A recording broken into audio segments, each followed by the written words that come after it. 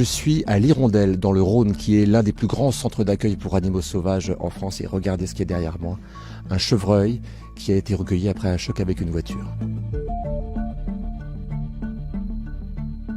Il s'est pris en fait une voiture au fin fond de la Drôme, donc on est allé le récupérer.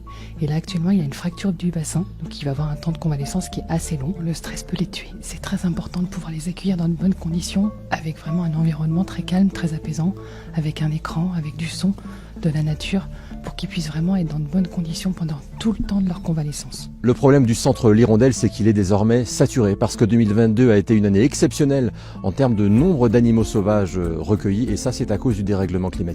Ces mouettes tridactyles ont été récupérées en fait sur notre département du Rhône, alors qu'elles vivent en fait en pleine mer au niveau des côtes atlantiques.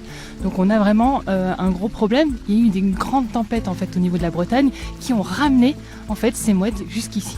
On a beaucoup en fait d'impact météorologique qui justement a des conséquences vraiment très dramatiques sur la faune sauvage. Nous on récupère vraiment un tout petit échantillon, on va dire, de ce qui se passe réellement dans la nature. Le centre a trouvé un nouveau terrain, ce qui permettrait de régler les problèmes de saturation, et surtout ce serait 140 hectares protégés dans lesquels les animaux pourraient être en convalescence avant d'être à nouveau confrontés à l'activité humaine. Pour ça, le challenge, c'est de réunir encore 400 000 € avant la fin de la semaine sur les 700 000 € du projet.